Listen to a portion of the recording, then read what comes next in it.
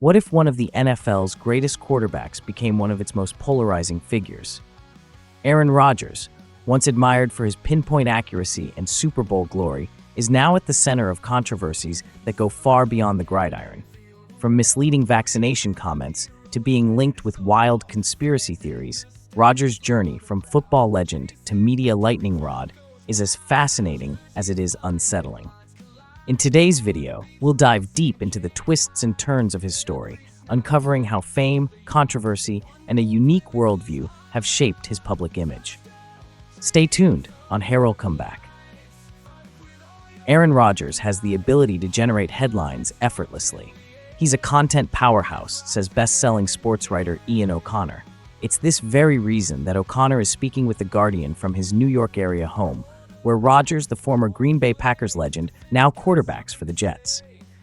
O'Connor's latest book, Out of the Darkness, chronicles Rodgers' journey from his childhood in California to his college success at Berkeley, his Super Bowl triumph, and his transition into a level of fame that borders on infamy.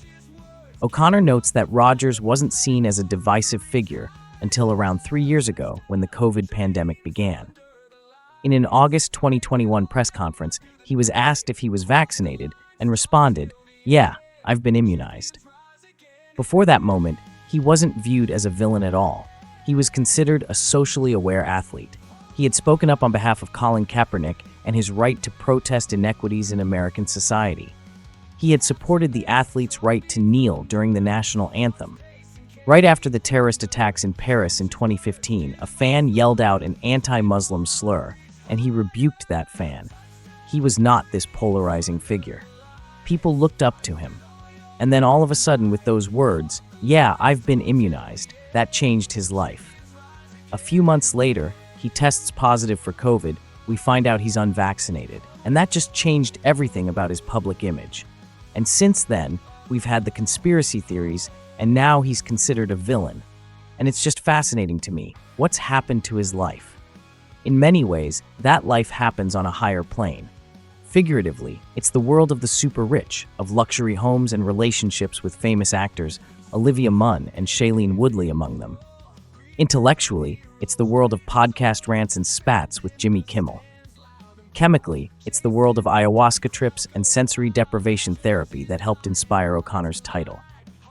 In many respects, the explanation for what happened to Rodgers can be summed up with one word: fame. Aaron Rodgers excelled in his sport. O'Connor describes him as the most accurate thrower of the football I've ever seen and ranks him as a top 5 quarterback of the modern era, following Tom Brady, Patrick Mahomes, Joe Montana, and Peyton Manning, so much so that his connection to ordinary life was largely severed. O'Connor's book isn't fully unauthorized. He interviewed both Rodgers' estranged family and Rodgers himself. He had access to him for 2 hours in February, and that was it. He was not going to talk to me again. I tried to re-engage with him. It didn't work. It was after that he did a couple of podcasts where he went on and on about conspiracy theories that he embraced. To O'Connor, Rodgers' interest in conspiracy theories is not solely a product of fame. It was also part of his conservative Christian upbringing, back when he was in high school, being fascinated with the JFK assassination. One of his friends told me that growing up, we believed in magic and miracles. And when you believe in magic and miracles, you believe in the possibility of everything, including conspiracies. Rodgers became intrigued by Operation Northwoods, a real event. As O'Connor describes it, in the 1960s, the Joint Chiefs of Staff devised a plan during President John F. Kennedy's administration to stage attacks on American military and civilian targets, then pin the blame on Cuba to ignite a war with Fidel Castro. It was a genuinely sinister scheme that Kennedy thankfully rejected. However, Aaron now tends to see an Operation Northwoods scenario behind any government crisis. Hence the COVID variant, in which Rodgers' distrust of vaccines prompted him to at best mislead about his own vaccination status, a move the quarterback says he now regrets. He told O'Connor, "If there's one thing I wish could have gone different, it's that, because that's the only thing critics could hit me with. At the time, maybe. But Rodgers has faced much more since then." Earlier this year, amid rumors that independent presidential candidate and vaccine conspiracy theorist Robert F. Kennedy Jr. was considering Rodgers as a potential running mate, CNN dropped a bombshell report.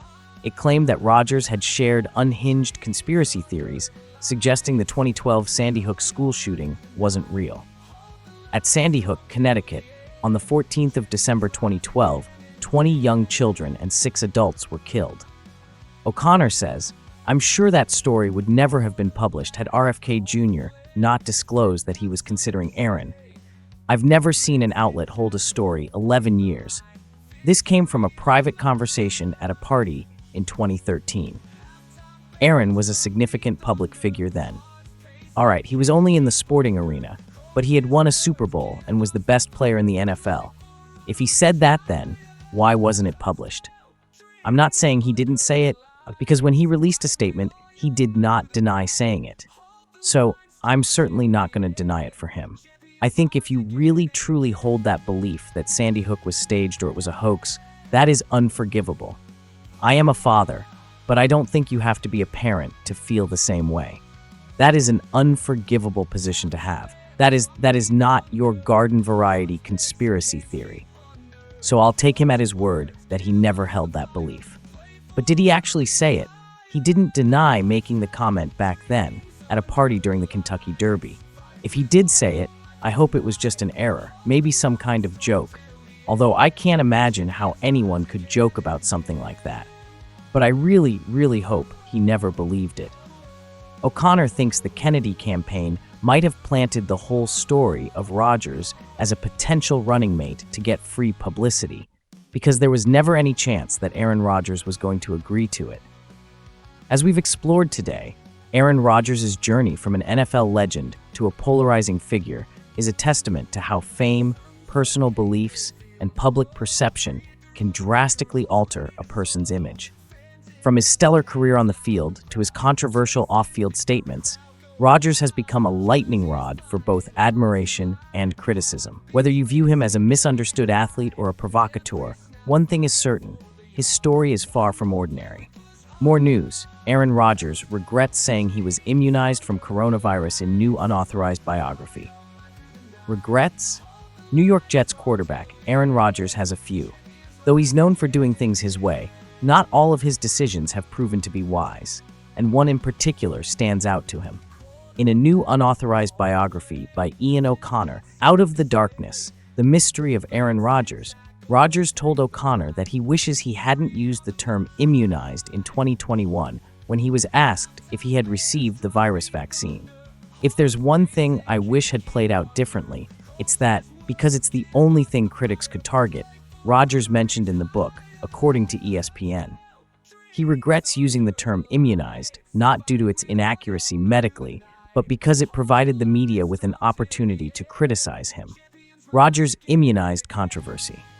In 2021, while still with the Green Bay Packers, Rodgers claimed during the preseason that he had been immunized against virus 19, though he carefully avoided using the term vaccinated, which was the requirement set by the NFL. For the first 2 months of the season, Rodgers did not follow the safety protocols established by the NFL for unvaccinated players.